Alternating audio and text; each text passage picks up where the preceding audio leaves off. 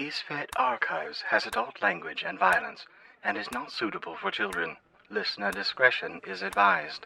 Isfet Archives is a Creative Typo entertainment production. If you enjoy this show, we invite you to support us on Patreon at www.patreon.com/Creative Typo. All levels of membership include ad-free listening, and our binge tier includes access to this complete season. Thank you for listening.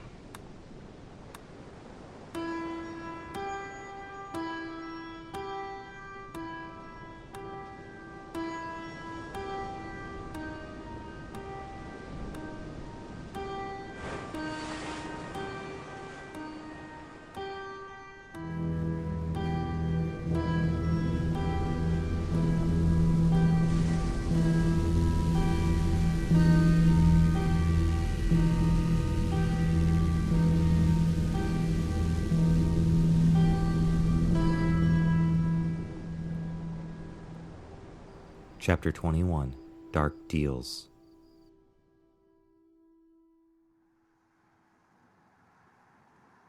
As the Welcome to Chicago sign whizzed by his window, Marcus felt a sense of relief, despite the less-than-ideal circumstances. There was something about returning to the city that felt right to him. The past few months in the countryside had been a monotonous drag. Well, save for the times he and Emily exploded stuff with her chaos magic, or when they were attacked by the shifter. So, only mostly a drag. He leaned against the rear passenger side door, stretching his legs out, which earned him a disapproving scowl from Detective Bullard in the rearview mirror. That man was infuriatingly arrogant. In response, Marcus shot a dirty look at the detective, and then closed his eyes, sprawling across the back seat. His thoughts turned toward the detective. Where Marcus was the embodiment of misfortune, Bullard had to be the luckiest son of a bitch there was. How does one just randomly drive halfway across the country and simply stumble onto his targets? It was bullshit. That man has likely never experienced real struggles, or there was something else at play. Either way, you don't trust a man like that. A jolt shook him as the car hit a speed bump, his head slamming against the door. Stupid road construction. The asshole detective probably did that on purpose, too. Marcus was sore enough. His body was already a map of injuries. He didn't need more. Remembering the wounds that riddled his body, Marcus adjusted his bound hands to rest upon his bruised side. The fights with the shifter had taken a toll. Although Emily's Isfet had healed his broken ribs and the gashes in his left leg, his body was still bruised and sore in over a dozen places. He was so freaking uncomfortable, and the stupid zip ties that Bullard had strapped on were biting into his wrists. He opened his eyes, just in time to catch Bullard checking a text message on his phone. Of course, hypocritical cop texting and driving. Could the detective be any more cliché? Marcus was about to make a biting remark toward the detective, when Emily mumbled a curse from the front seat. Damn it. Are you okay? I just tried calling Amber again. No luck? No, and I'm getting really worried. I'm sure everything's fine. Yeah, I don't think so. I didn't ask what you thought. Look, something is off. What? Did you see something? No, not a vision or anything. My gut just feels like something is wrong. Knock it off. You're being an asshole. That's rich coming from you. Oh, seriously, there's no reason to believe something's wrong. Except my intuition. You shut up. Prick. Emily, look, I'm sure it's nothing. Davis said he'd check on Amber after his shift at the station. I'm sure he stopped by and they're just shooting the shit or something. Is that who's been messaging you? No, that's someone else. But I did try reaching Davis about 15 minutes ago and went to his voicemail. But it's fine. I'm sure he'll give me a call when he's finished. He's good at checking in. Unless something bad happened to both of them. You sure have a knack for seeing the glass half empty, huh? If you only knew the half of it. Look, Davis is one of the best. He's not going to let someone get the jump on him. I wish September and Hastings would answer their phones. What's with those two? Who are they in this grand scheme? They're elite supernatural people that are used to dealing with dangerous organizations like the Contra or that shifter. I said no more bullshit. It's not bullshit. You're just too stubborn to listen. You know what? I need some fresh air. What? No. Why are we pulling off the road? No, it's fine. I'm just going to run into this truck stop and hit the head for some fresh air. We're only half an hour from Amber's apartment. Can't you wait? No, I'm not going to wait. You two are starting to really grind my nerves, and I need a minute apiece without your bullshit fantasy tales and your conspiracy theories. I've listened to you both prattle on for hours, and it's exhausting. Now stay in the car. And remember, we're back in Chicago now. You make a run for it, I'll have half the city after you within 10 minutes. You're lucky I'm the one that found you, whether you want to believe it or not, so sit tight and behave yourselves. I'll be right back. Emily, I don't trust him. Yeah, I can tell. Marcus, I know you don't like cops, but could you at least try not to provoke him? It's not just that he's a cop. There's something else. There's something off about him. I mean, he's been relatively decent as far as cops go. He's been nice. And you have to admit, our story is a pretty hard one to believe. I wouldn't believe it. I don't give a shit what he believes. He's gonna lock me up regardless. To be fair, we are criminals. But he's been treating us pretty nice. Yeah, and I think that's part of the problem. Why the leniency? Like he knows something we don't. If we are criminals, why aren't you in the back with me? Why aren't your hands zip-tied? And why did he leave us unsupervised in the car to go take a piss? It doesn't make any sense. Do you want him to be meaner to us? No, of course not. But it is weird, right? He hasn't radioed for backup, and he says he's taking us to Amber and Sam's. Why would he do that? I don't know. I mean, how did he even find us? What are the chances? I mean, that could have been my Isfet, chaos and all. Bringing cops to criminals or something. Maybe all of this is my Isfet. Well, I mean, do you see any weird Isfet lines coming out of him? No, not that I can see. Then maybe it's not your Isfet this time. And maybe that's not Bullard.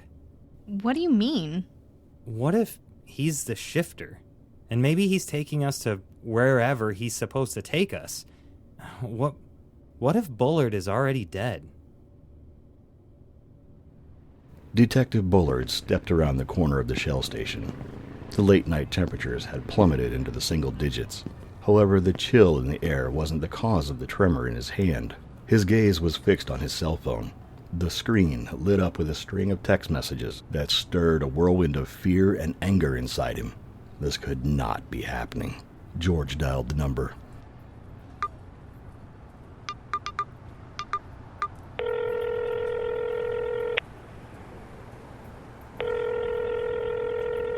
TCO Cleaning Supplies, how may I direct your call?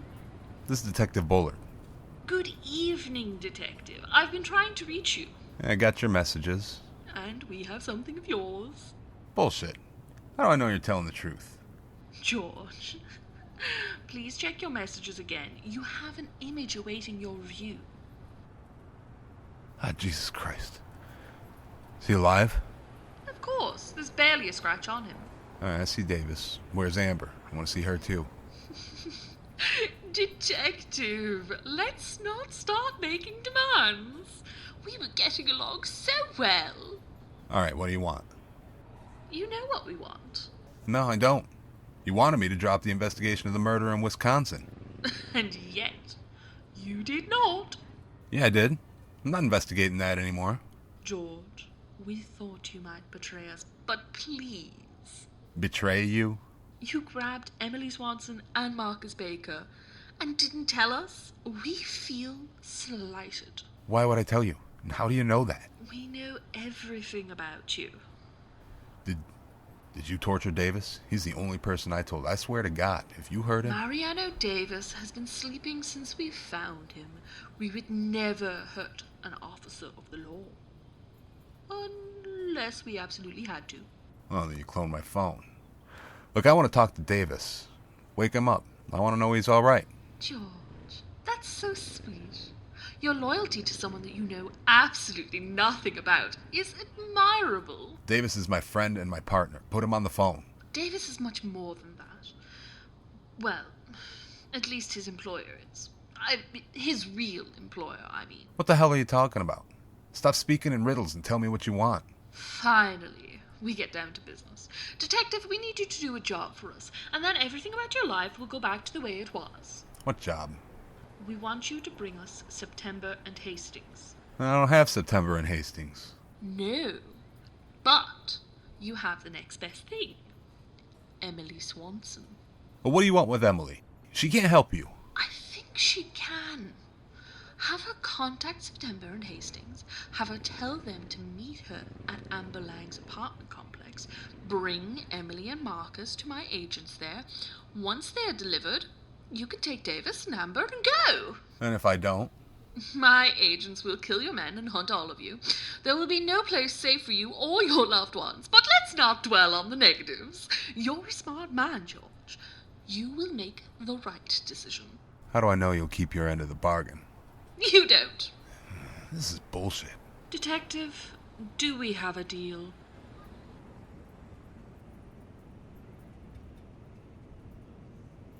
Hastings tipped the bag, sending the last few peanuts cascading into his mouth. He understood and appreciated why flights no longer served peanuts on planes. Too many humans were allergic, but it simply felt wrong not to eat peanuts while flying. As the plane's wheels touched ground, a familiar symphony of seatbelts unfastening filled the cabin. Hastings pulled his cell phone from his pocket and began to power it on. The man to his right pulled a heavy duffel bag from the floor and roughly elbowed Hastings in his bicep. His phone slipped from his grasp, bouncing twice before disappearing under the seat ahead. He'd have to wait a moment to retrieve it.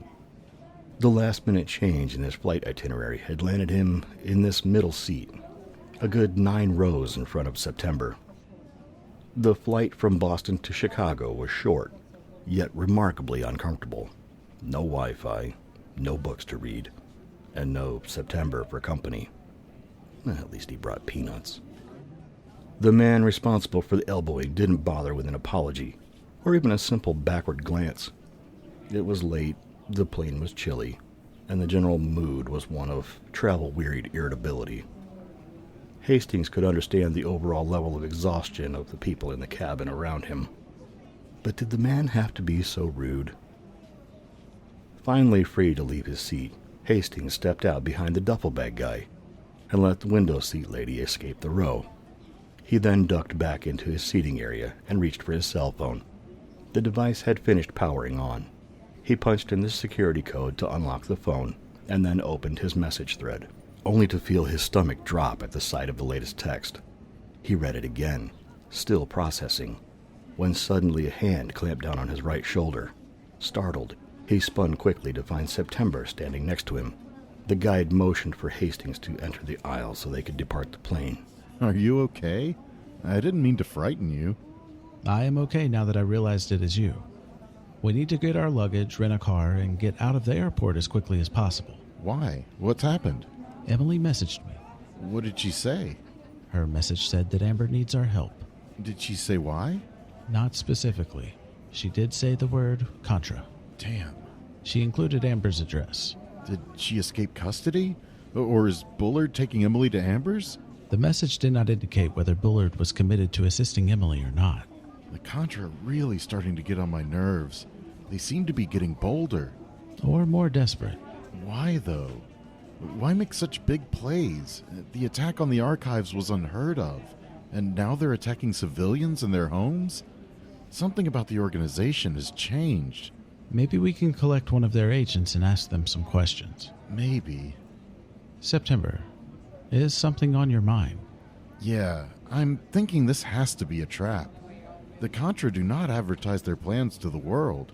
This is a setup to capture us. That is a reasonable assumption. And we do not have any weapons or equipment. We have the laptop. I strongly suggest we attempt to acquire guns or tools. I do not think we can compete with fully equipped Contra agents while we are unarmed. we're going to have to make do with what we have. That does not seem prudent. Hastings, I don't like it, but we don't have time for anything else. Emily is in danger, and we need to figure out why. Okay, September. If you think it is the best option, I am on board. Thank you, Hastings. Now, why don't you grab our luggage, and I'll see if the rental car booths are still open.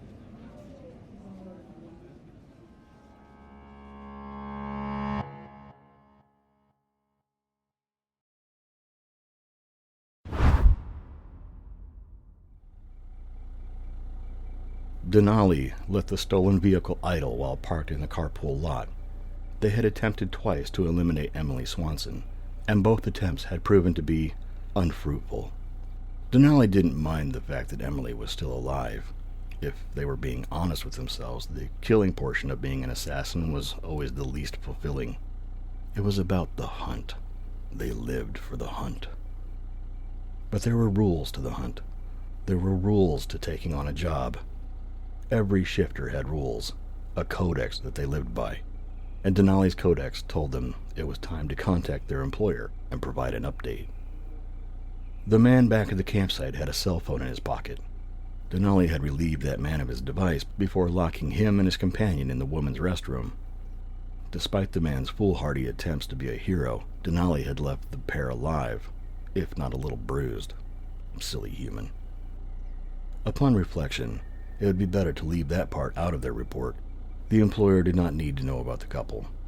It would take time before someone found them, and honestly, who would believe the story that a werewolf attacked them and locked them in a bathroom before stealing their cell phone, money, and car? If there's one thing that could always be counted on, it was humanity's ability to reason away any interaction with the hidden. With that in mind, Denali pressed the send button and initiated the call.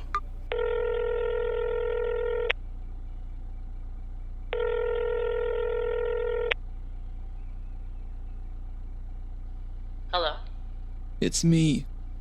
Ah, Denali. I did not recognize the number. I needed to find a new cell phone. My last phone was destroyed after a motel fell on it. What news do you have for me? I have made 2 unsuccessful attempts. I am currently in pursuit to make my 3rd. 2 attempts, and you have not completed the task. That is not like you. I am calling because I want to remind you of our deal. How could I forget? When this job is finished, you will receive your payment, just like every other job. Unless I fail this 3rd attempt. If I do not succeed 3 times in a row, the contract is cancelled. So do not fail. Fate has yet to decide that outcome. Fate can be swayed with persistence, skill, and strategy. With that in mind, I have some information that can assist you with this task. What information? Davis, the detective I have planted at the PD, has not checked in. He last reported that he was looking into a lead. He believed it could have been connected to the Contra. We have been tracking his cell phone. It went dark, and I have not heard from him since. And you believe this is connected to the anomaly? Yes. Davis's last known whereabouts is the apartment of the anomaly's companion, Amber Lang. I see. I'm texting the address to your new cell phone number. I want you to go to the location, find Davis, if you can, and pick up Emily's trail from there. As you wish. And Denali, use as much force as you deem necessary. Save Davis. Bring me Emily Swanson. If you cannot bring her, kill her. As fate wills.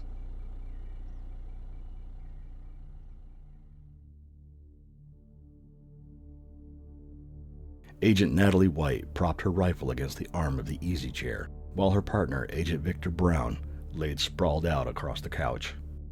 The repetitive sound of his sidearm safety being flicked on and off filled the room. Click, click, click, click. It was a testament to his talent for irritation. Natalie resolved not to give him grief about the noise. He did save her ass a short while back. The entry of Detective Davis into the apartment had been ill-timed. With that stroke of misfortune, Davis would have had the upper hand on Natalie had Victor not been there to incapacitate the detective. Her gaze shifted from Victor to the middle-aged cop that was now bound and unconscious in the kitchen, slumped in a wooden chair.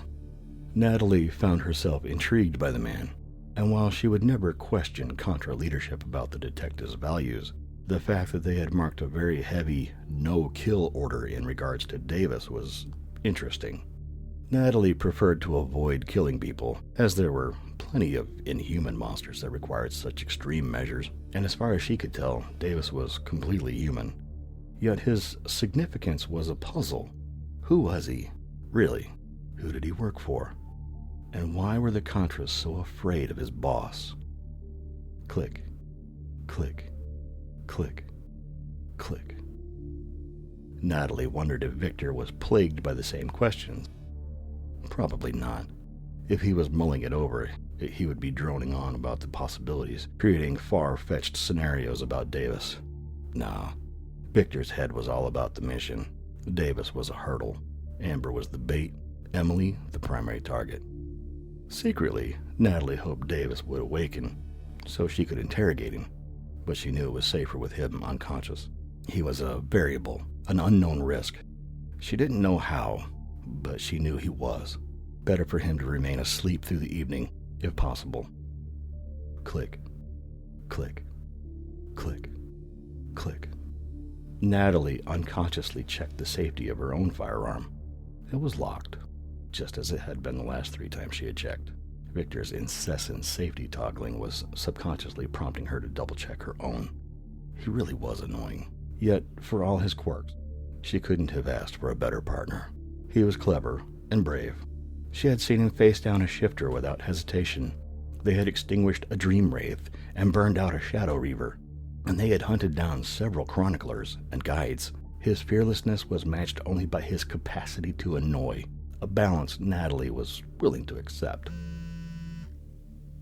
Her phone vibrated with an incoming call. There was only one person that should be. This is White. Finally. Good evening, Contractor White. This is the operator. Good evening, operator. Do you have a status update? Not much has changed since our last conversation. The prize has not yet arrived. The prospect and her subordinate have not made an appearance. Negotiations have not yet begun, and Goldilocks is still out like a light. Oh, hell yeah, he is. I made him a cocktail that was just right. The prize may not arrive. What? Why not? The prospect may have contacted the prize and informed her of the business meeting. Well, shit. What's wrong? Operator, how would you like us to proceed? Is the deal still on? Yes, the deal should be a go. Our friend George is bringing the prospect and her subordinate to you. I've informed George about Goldilocks. He's going to trade the princess for the prospect. How do we know they're not bringing other players to the meeting? We don't know that for certain. I have deployed additional contractors to your location to provide support. They will worry about George and any additional colleagues he may have. Your task is to collect the prospect. After we have the prospect, should we take her to another location to facilitate the negotiations with September and Hastings? I will leave that to your discretion. And if there are no additional friends that join, do we simply trade Goldilocks for the prospect and let George and Goldilocks leave? If you have both the prospect and her subordinate, then yes, make the trade. I understand. Is there anything else? No. Please contact me once the trade is complete. Next check-in call will be 4 hours from now. Got it. Goodbye, Contractor White. And good luck. What did the operator say? Davis gets to live. And Amber probably isn't coming. It sounds like Emily tipped her off. How the fuck did she do that? Didn't say. But the operator made a deal with Detective Bullard. He's going to trade Emily and Marcus for Davis. Or he's going to bring half the Chicago PD down on us. The operator is deploying some additional agents to this location, just in case that happens. They're already on their way. Are you talking about a full-on gunfight in the middle of the city? If it comes to that. What the fuck? I don't know. Look, I'm all for getting bloody, but this is a little flashy for us. I don't like this shit. Doesn't matter what we like or don't like. We have our orders. Well, I just hope Bullard makes the right call. I'd hate for shit to go sideways. Victor, I'm beginning to think it already has.